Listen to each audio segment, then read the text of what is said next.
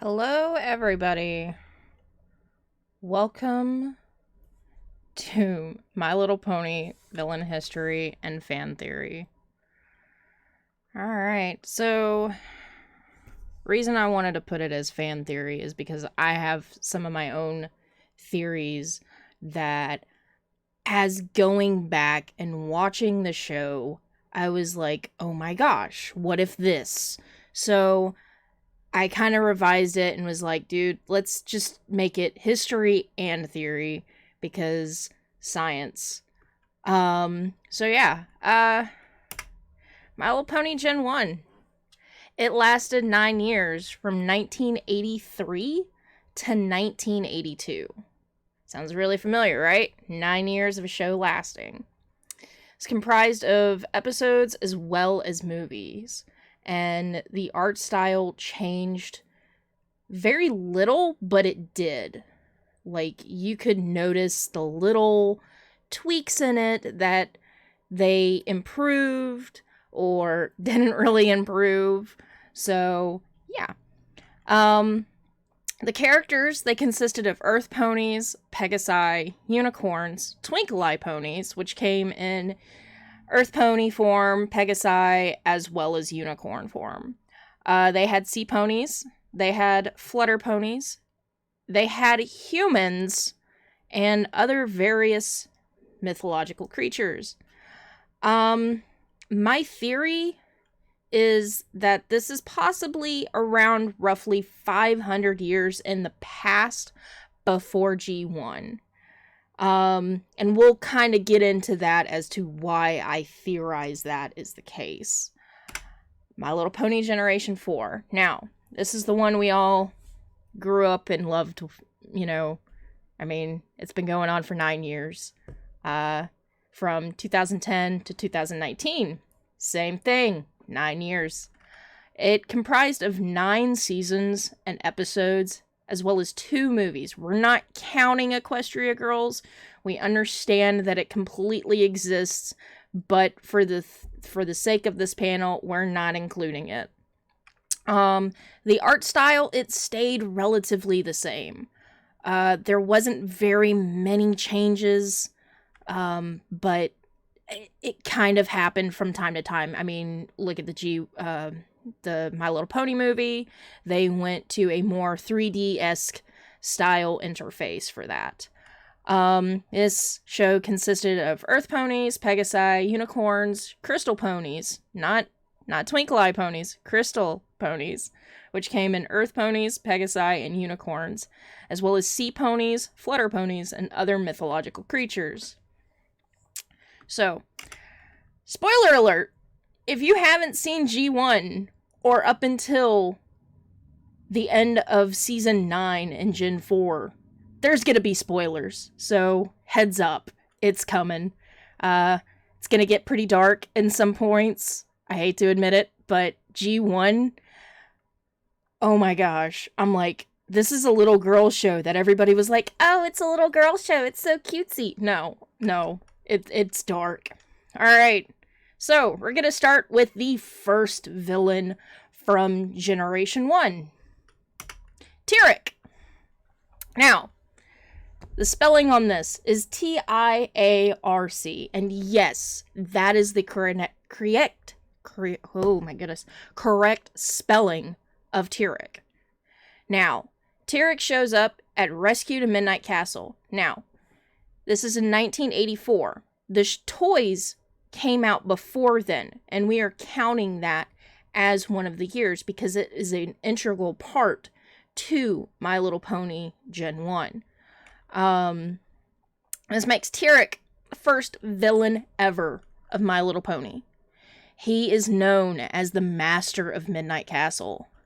And believe it or not, Gen 1 Spike was on his team at first and was friends with his lackey, Scorpan. Now, while we're going through these, I want you to realize that the ones that I have underlined, we need to remember, okay? So, Scorpan, we need to remember that. Wanted specifically 4 ponies for his chariot. and he wielded what he called the Rainbow of Darkness. And he wants to bring night into the... sorry about that. He wants to bring in the night that never ends. So, some important facts. Tiara captures Applejack. That Applejack, not this one. Remember, in this series, Applejack sports a blue ribbon. That's right. So, Tiara, what defeats Tiara is the Rainbow of Light. Oddly enough, it looks eerily similar to the Power of Friendship from Gen 4. Friendship is magic. Here we have, up in the right corner, the Rainbow of Darkness, showing what it looks like. Looks kind of suspicious and familiar to me, personally. And then down in the bottom we have the scene where Tiara is defeated. That's pretty colorful rainbow there, and it looks very, very familiar. So, Tiara. This is the Gen 4 spelling for Tiara, and that is Tirek. He is the older brother to Scorpan. Goes from a lackey who later on turns into a prince to a brother. Okay. He wants to outdo his brother. Yeah, he wants to basically be better than his brother by being bad. He absorbs magic from creatures to gain more power. There's some similarities in there with some other characters, but we'll go into there when we get there. He can drain the powers from not only princesses, but also the Lord of Chaos Discord. That's pretty powerful and pretty significant. He seeks to rule over all of Equestria, just like his previous gen. And he gave over the key to his defeat, which he states was his brother Scorpan's necklace that he ended up giving to Discord, and then Discord ended up giving it to Twilight, and that was his defeat. Now, from here we are mentioning Nightmare Moon pretty much for a few reasons. Not very many because, well, Nightmare Moon didn't exist in G1, for lack of better wording. Now, while she doesn't exist in Generation 1, it is very similar to what Tiara's goals were, and it is worth something noting.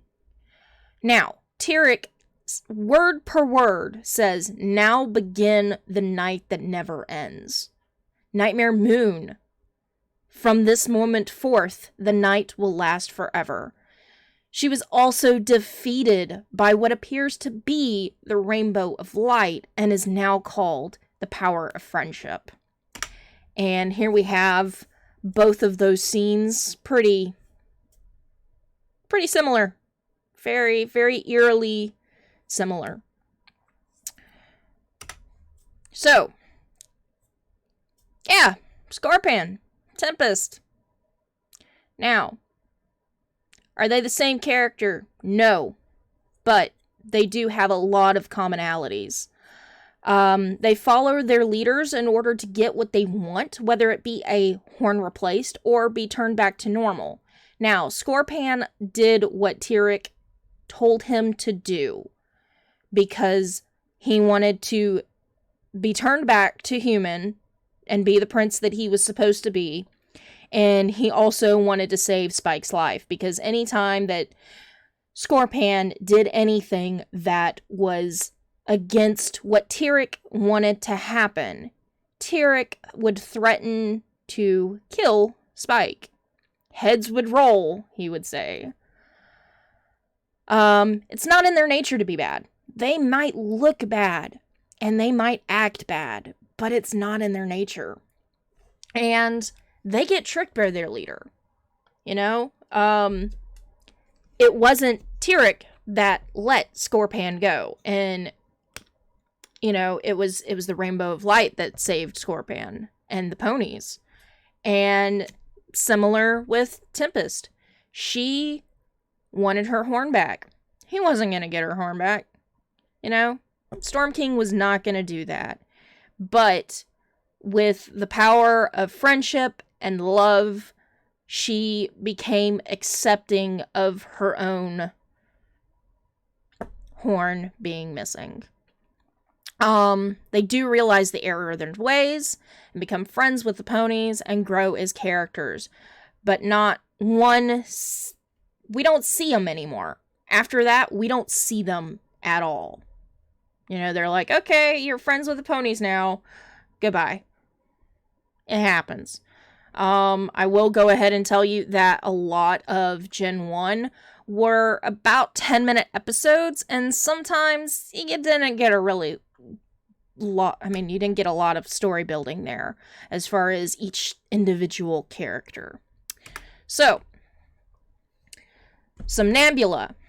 So, sounds familiar, right? You see where I'm going with this, right? Come on. Alright, so Somnambula is basically a Pied Piper kind of character. She's able to create illusions and lures the ponies to her circus. She absorbs their magic for reasons, you know, to look younger and make her illusions real. While she absorbs the ponies' powers, they begin to look older.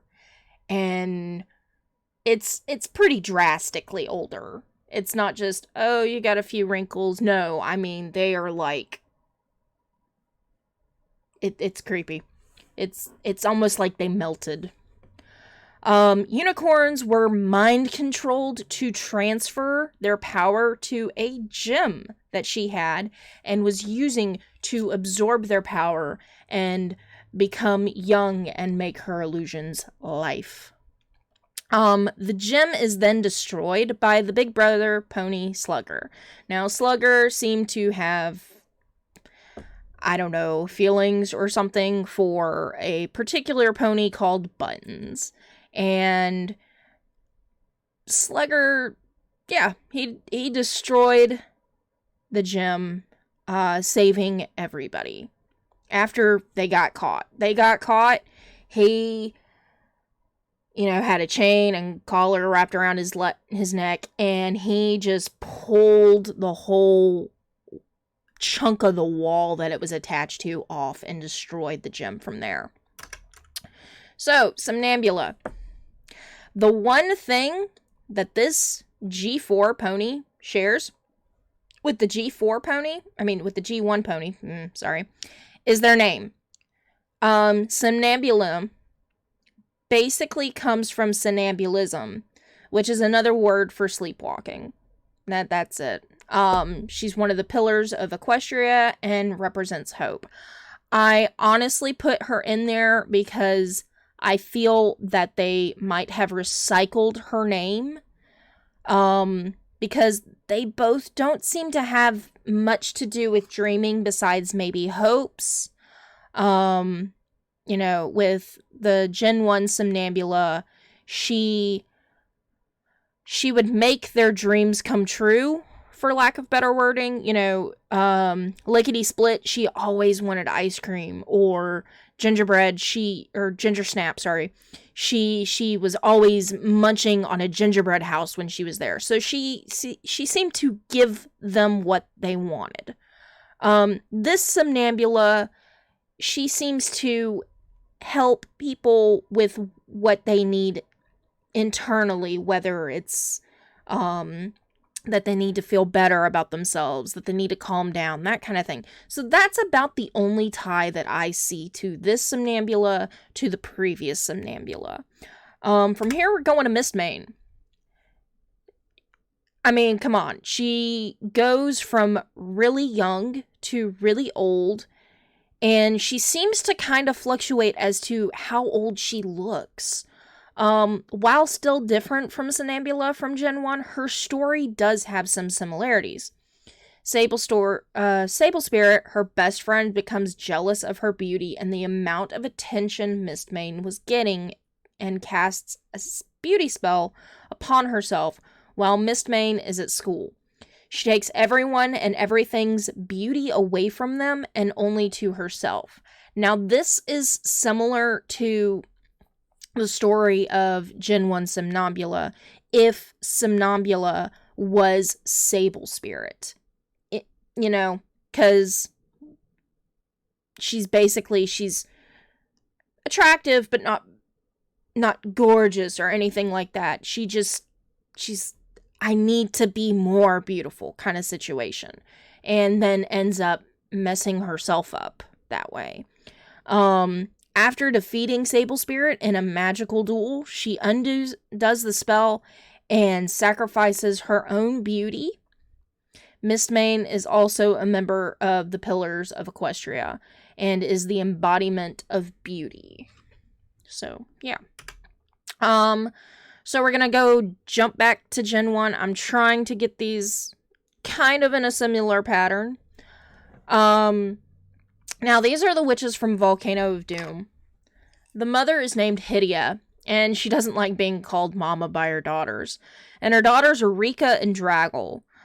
Which one is which, I seem to always get confused. I believe that Rika is the red-haired one and Draggle is the dark-haired one.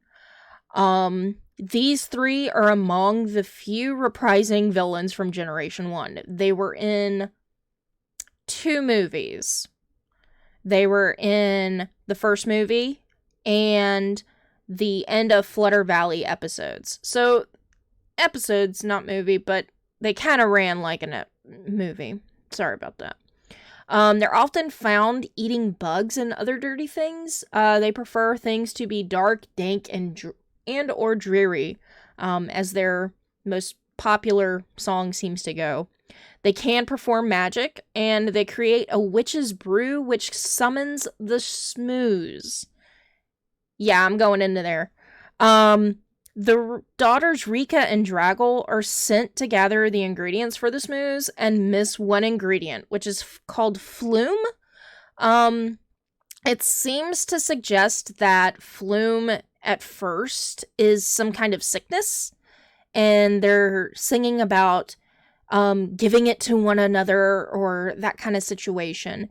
And then at the end, when the Smooze finally gets the Flume, it's a vial that has seemingly nothing to do with sickness.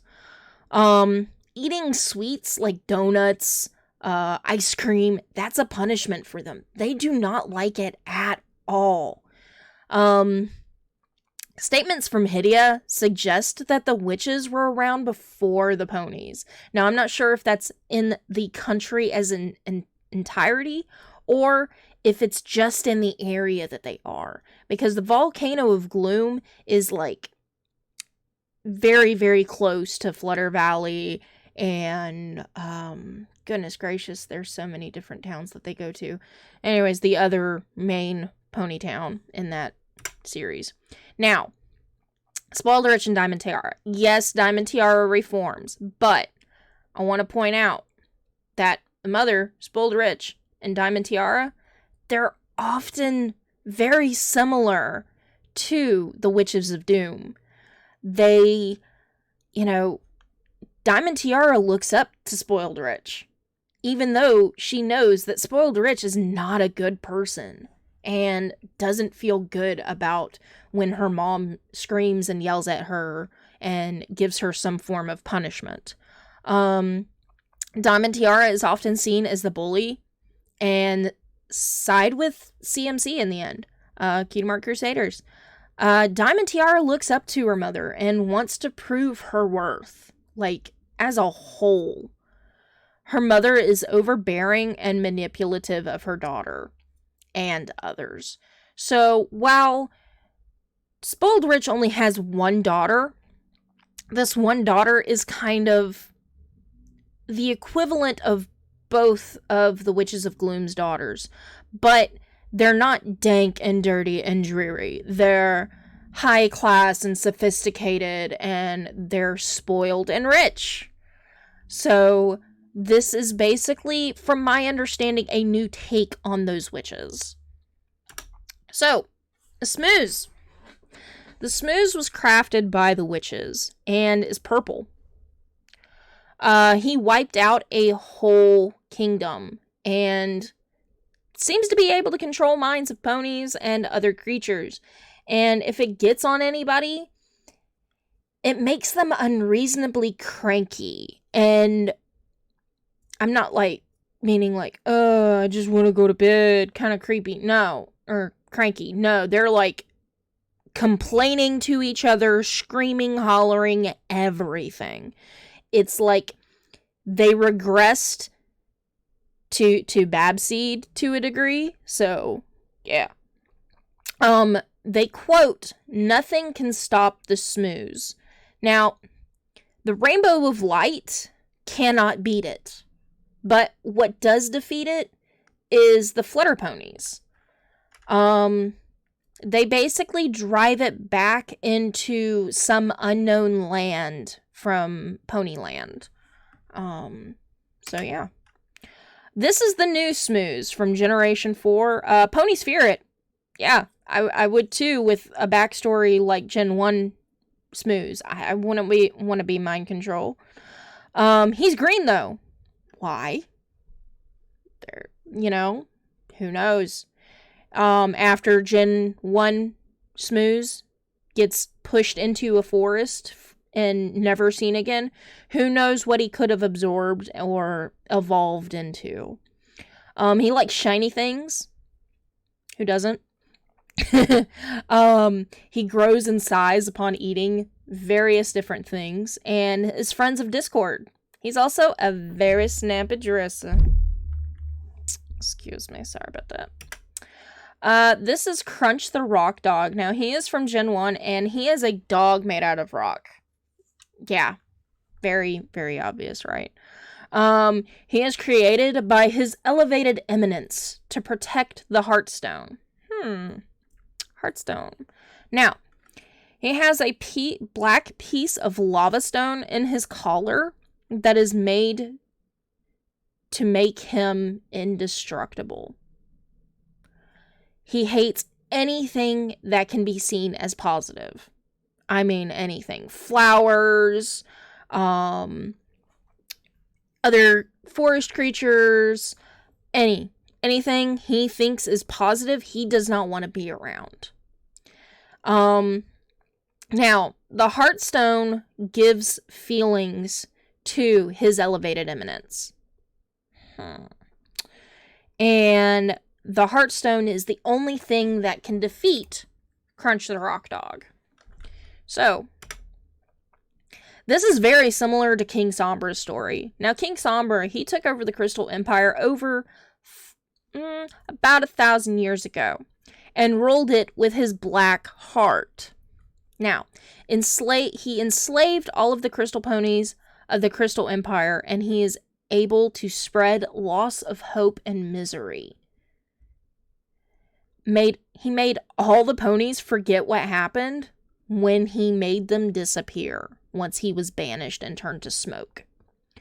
The Crystal Heart that is most known in the Crystal Empire was created from positive emotions. And it is used to protect the ponies from Sombra. But he hid it, so they had to find it, and Spike found it. Yeah. He appears to have no love in his heart for anyone but himself. Now, here's where we get into theory. A little bit more. So, here we have the Crystal Empire, as well as the rest of Equestria. This is the only area, besides Canterlot, where there are mountains. Now, if I'm remembering correctly, from the episode where Thorax and Spike meet from each other, they meet on a mountain, and it was purple.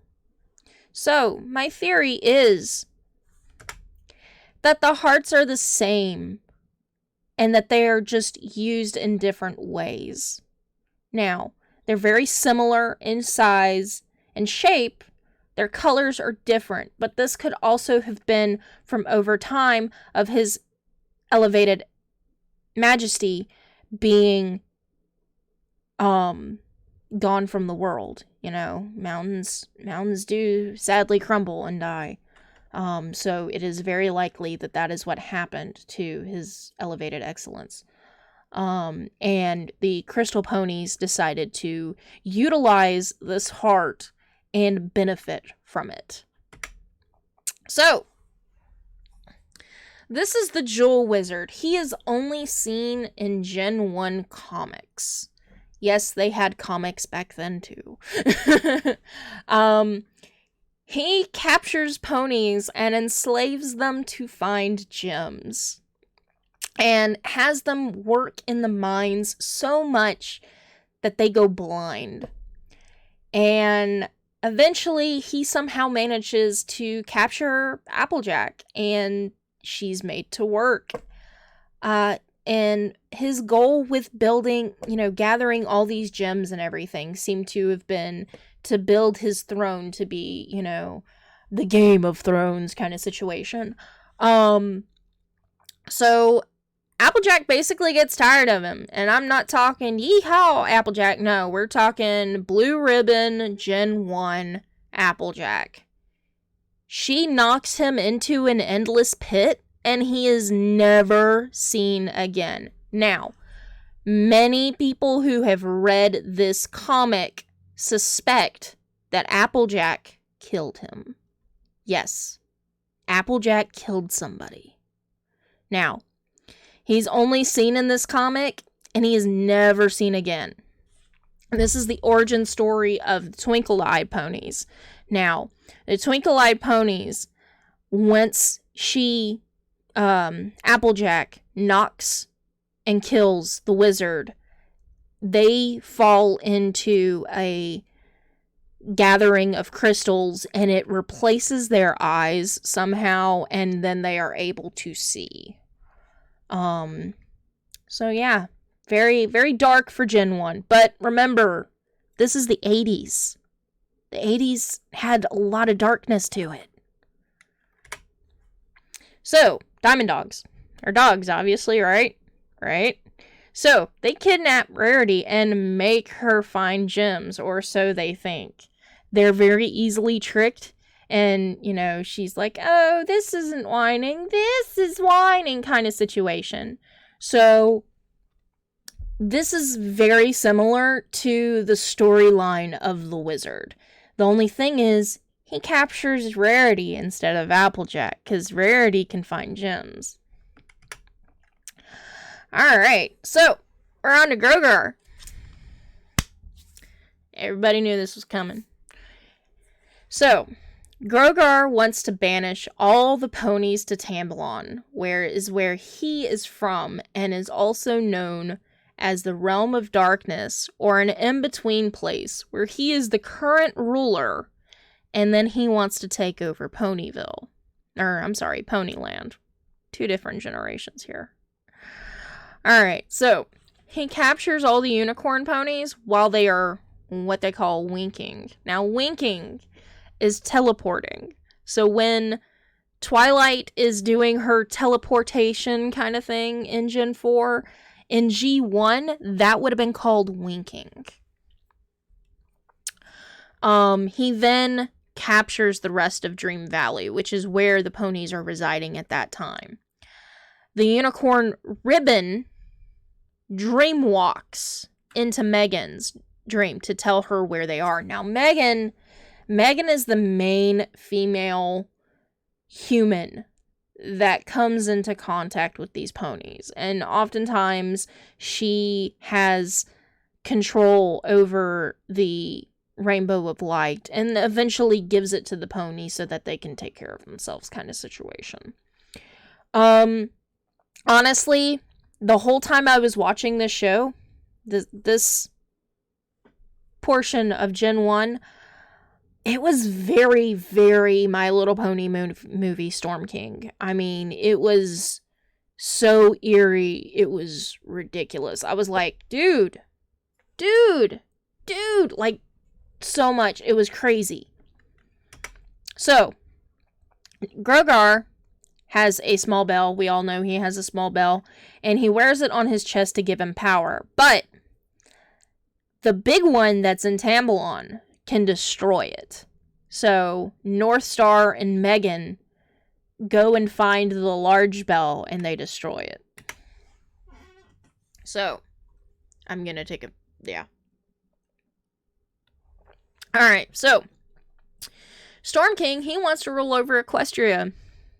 He's already taken land, very similar to Grogar. And he wants to turn the land into the way he wants it. He wields a powerful magical item after it gets found, and turns the ponies to stone. Now, that is the one difference between Storm King and Grogar, as far as I am aware, is that his magical item is a staff, and he turns ponies into stone. Grogar does not turn ponies into stone, but he does capture them and plans to enslave them and stuff like that. He steals the princess's magic to harness the power of his staff.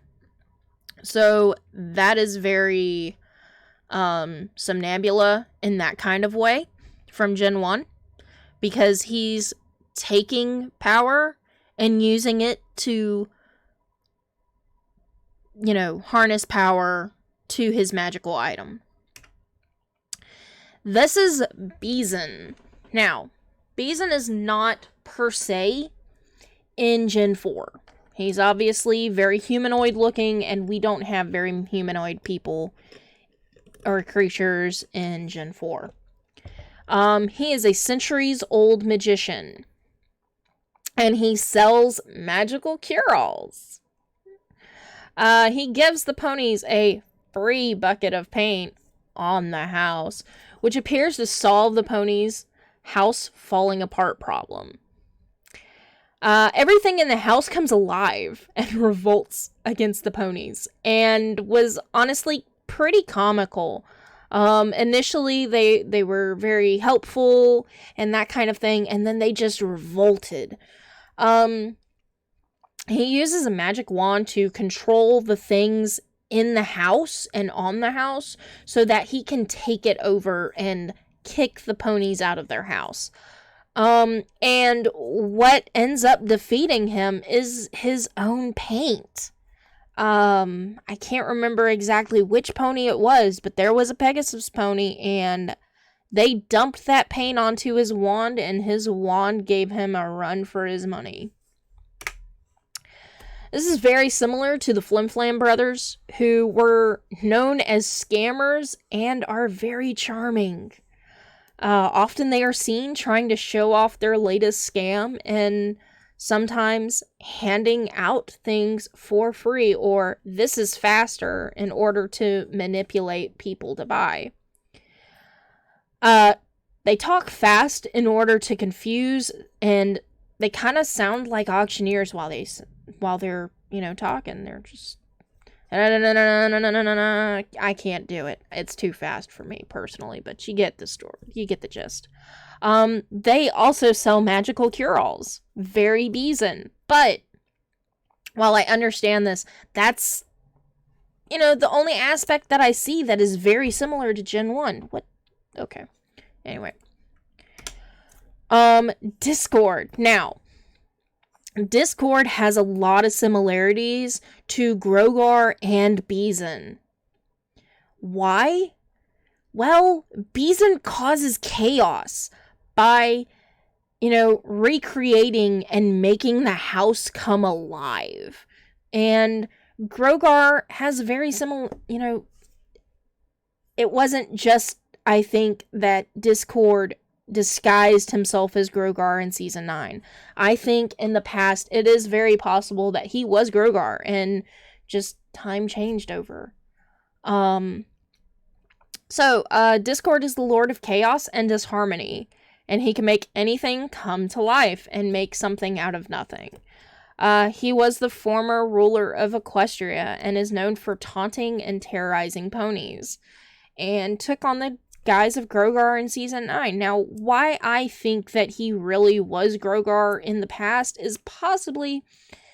So, there's two theories that I had about Gen 1 characters that might have become Discord. One was Grogar, the other Beezen. Now, Beezen is later, like, when he is defeated, he is running into the woods, being chased after his wand, doing who knows what to him. Now, that wand very well could have changed him into this form, utilizing different things from the forest to take inspiration. Also, who's to say that when Beezen is running into the woods to get away from his magic wand, that he doesn't befriend the Smooze, who nobody has seen for a long time as far as the show is concerned. This could have also been reason for why Discord is the way he is to the extent that he is, as well as why the Smooze is green now instead of purple. As far as Grogar being it's a very similar story. Time changes things, and when you're years old, you have plenty of time to work upon yourself, and sometimes the things that influence you take on the look of those that influence you. It's not just an emotional thing, but it can physically happen and has been known to happen. You know, if you and a friend move into a place with each other, and y'all are staying in the same place for like 10 years, and y'all are still really great friends and everything, sometimes those aspects and physicalities of themselves transfer onto you. So you start to look like siblings, for lack of better wording. Yeah, okay, Discord, don't do that. Alright, so, from here, I'm just going to mention some honorable mentions. Yeah, honorable, we don't know. Just some characters that I didn't really have time to touch on, but were worth mentioning. From both G1 and G4. And from there, if I have time, I will take questions. So this is Zeb and Erebus. Yeah, he's a zebra. He is the only zebra in Gen 1 that I have found, through the episodes that I was able to get a hold of. Erebus is a smoke cloud creature. Zeb steals shadows to give to Erebus to give him more power. Zeb's design might have been inspired from Bebop and Rocksteady from Teenage Mutant Ninja Turtles at the time. I just honestly thought that was something interesting to point out, because I could easily see this character running with Bebop and Rocksteady, because they're just so similar in so many different ways, and it's not just character design. This is Catrina on the left and Capper on the right. Now, Catrina is from Gen 1 and Capper is from Gen 4 My Little Pony movie. They're both cats, and both have very similar aesthetics and physicalities to them. They're not very similar in character, though. Capper is in it for himself and just basically wants to be better, for lack of better wording. Catrina just wants to be big. That's it. She wants to be large and in charge. Squirk and Crank, and Queen Bumble. Now, I did not manage to find the time to watch Squirk and Crank's story, sadly, but it did seem very interesting. Queen Bumble, I did watch her because she was in End of Flutter Valley, and she wanted to steal the Sunstone, which took power from the Flutter Ponies' land that they lived in, which was Flutter Valley, and utilized that so that she could have enough nectar to live comfortably, instead of having to import all her flowers from other sides of their world. These are the Gizmonks. Now, the Gizmonks, very similar to a couple other tales from that era. They wanted to steal the Rainbow of Light. They invented things, and their inventions became their undoing. They stole Megan's brother, as well as another pony, and they tricked them into letting them out of their cage. This is the Flores and Princess Porcina. The Flores, they just want to get big, from what I'm able to remember at this time. And Porcina just is able to turn things into glass so that she can gaze upon her beauty. And last but not least, Queen Chrysalis and Cozy Glow. We know and we love them. I don't like Cozy Glow, but some people out there do. So, yeah. Queen Chrysalis just wants love from her subjects and wants to take over Equestria so that she can expand her hive. Queen Cozy Glow, she is a manipulator and is very good at it. She's very Shirley Temple at first, and then she's not. She is very much like her cutie mark, which is a rook, and plays it for the long game. Saying that she wants to be friends with somebody, and in the end, she's not really wanting to be their friend. Alright. So, thank you for watching! Woo! Stickbug.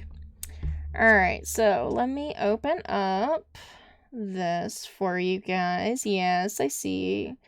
It is very possible that Bumble is Chrysalis, but at the same time, it's kind of... who knows? I wasn't really wanting to consider Gen 4 comic villains because that list is extravagant and I only had about 5 weeks to make this panel.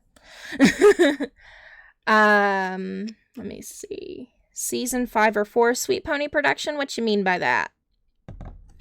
Let's see how many I can answer here. No problem. You know, I honestly, I grew up not really caring too much for My Little Pony. I wasn't the girly girl kind of person, so yeah. Discord should have always been Discord. Let me see what else. But yeah, I grew to understand and appreciate My Little Pony Gen 1 as I got exposed to it and was like, dude, this is not, oh my god, it's teacup parties and all that kind of stuff. Because, like, I knew somebody and they were obsessed with Gen 2 and 3 and 3.5. Yes, Gen 3.5 is the don't talk about it kind of situation. But they really liked it. I was okay with it to the point where I was like, okay, you can have your baby Star Song plushie thing over there. I'm gonna sit over there. It's cute, but it's creepy. I thought it was just kidding. No. Let me see. 2 stacks. Yes. Oh yeah. No, 2 Snacks is great. They did a really good animation on this Stickbug Chrysalis. Yeah, I would have really liked to have seen a lot of more Gen 1 characters come to this because they didn't really get a lot of backstory in Gen 1, but they had the ability to in Gen 4, and we do know that Lauren did base a lot of her storytelling from Gen 1, which is the one that she grew up with.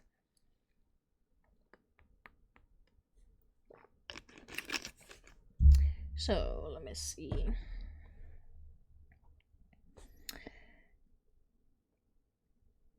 Yeah, dude. Honestly, Malty, Gen 1 is worth it. I don't understand why people didn't really seem to take to it as far as our community, because it has a lot of similarities, but it's also very dark.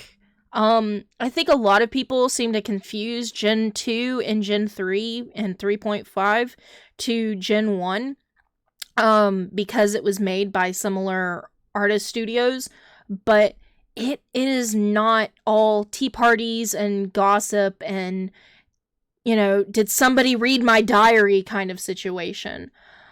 I didn't even get to look at Lavin as much as I really wanted to. Like I said, I only had like maybe 5 weeks to make this.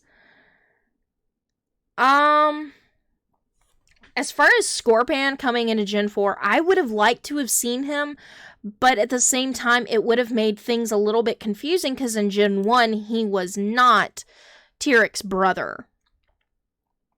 So that would have been a little bit of a wrench in the system, so...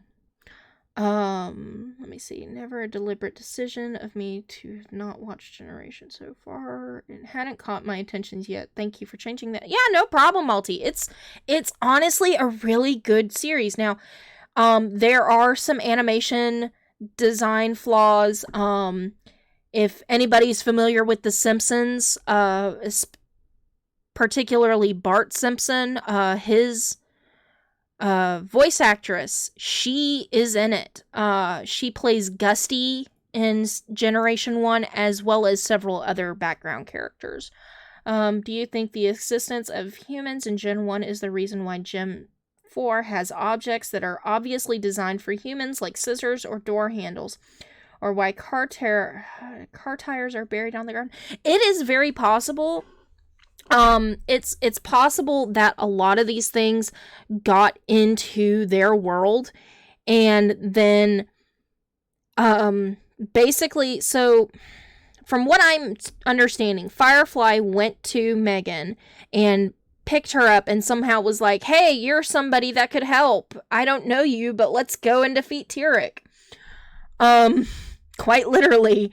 So I think there was a portal that was open and was only able to be gotten to via Pegasus, but eventually that portal kind of closed. Let me see, I'm trying to remember all that Megan, I know, gave them. Now, I know that she gave them mythological books like Robin Hood and Aladdin and that kind of thing. So it is very possible that she ended up bringing other things over during her time of visiting. I'm not sure about the car tires, because I don't think a Pegasus could have lifted them, but we are talking about a cartoon from the 80s, so who knows. That could have, cartoon from the 80s and now. Let me see.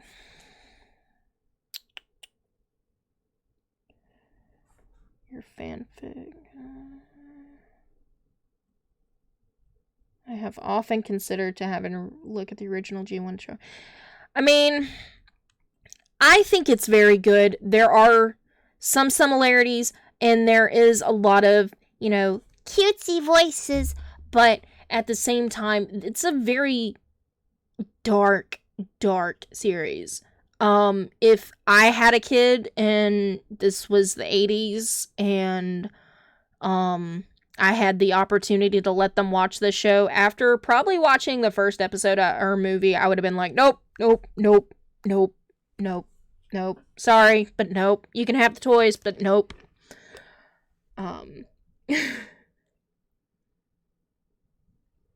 I honestly, now you can buy the first complete set of Generation 1, if I'm not mistaken, at Walmart for roughly $20.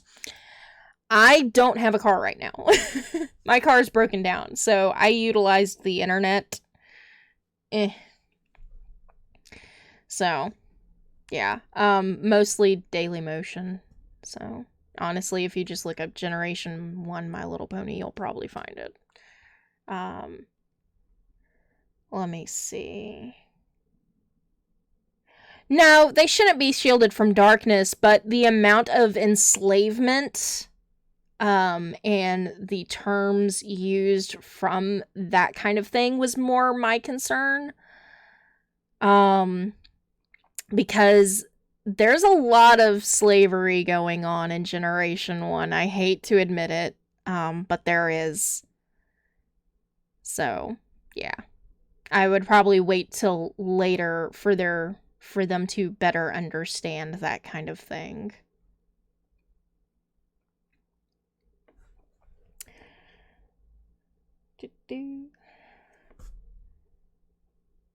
Yeah, I don't know anything about Kim Cartoon. Yeah. Did y'all want to look over any of the other previous slides or anything like that? Yeah, basically it's Gen 1 is enslavement with rainbows and little bits of fairy dust, but it gets, like, I mean, come on. Applejack literally killed a dude for enslaving ponies and made them blind. That's pretty dark for a kids show, even if it was the comic book.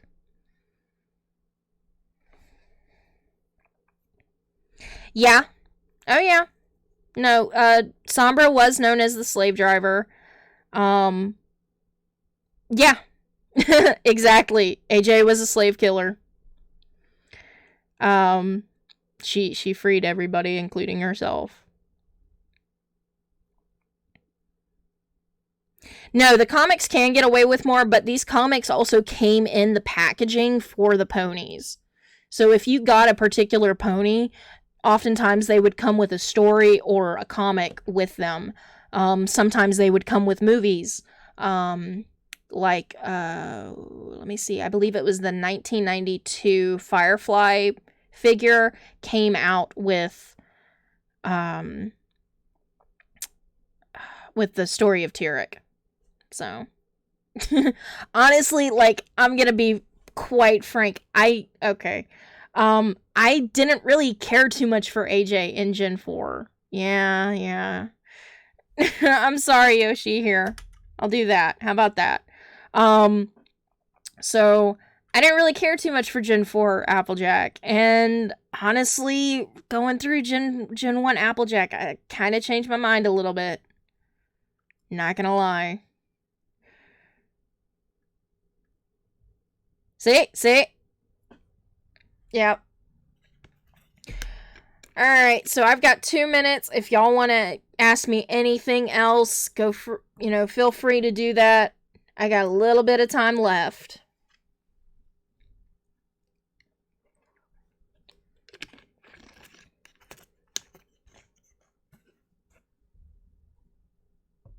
It's okay, Yoshi. I don't want to make you dizzy or anything like that. I don't want anybody to have anything problem with that. Alright, guys. That is it for me. It was wonderful doing this. I appreciate it. I don't know, quacking. Alright. Y'all have a wonderful day and a wonderful con.